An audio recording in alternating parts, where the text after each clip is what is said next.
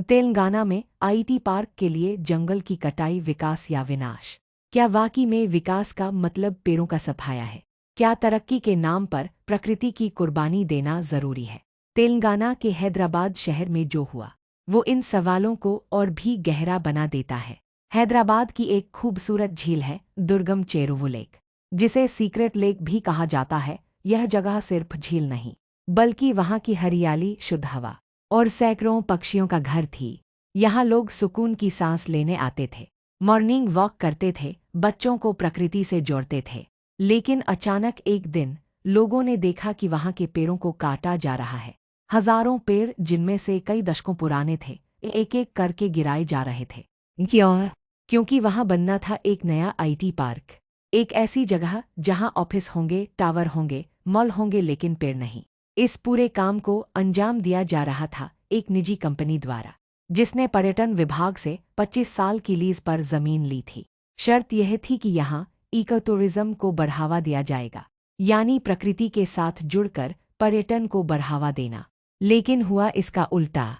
बिना पर्यावरणीय मंजूरी के, बिना किसी सार्वजनिक सूचना के वहाँ के पेड़ों को कटवाया गया, जलाया गया और जमीन को समतल कर दिया गया। स्थानीय लोगों ने इसका विरोध किया। वो जगह जहां बच्चों के साथ पिकनिक मनाई जाती थी, अब मशीनों और धूल का मैदान बन चुकी थी। पर्यावरण प्रेमियों और कार्यकर्ताओं ने कहा, अगर इसी तरह शहरीकरण के नाम पर जंगल काटे जाएंगे, तो आने वाले वर्षों में हैदराबाद जैसे शहरों में गर्मी असहनीय हो जाएगी। क्या आप जानते हैं, तेलंगाना राज्य पहले ही देश के उन राज्यों में शामिल है जहां सबसे ज्यादा पेड़ों की कटाई की अनुमति दी गई है। 2020 से अब तक लाखों पेड़ काटे जा चुके हैं। एक अनुमान के मुताबिक सिर्फ विकाराबाद जिले में एक प्रोजेक्ट के लिए 1 लाख से अधिक पेड़ों की बलि दी जा रही है।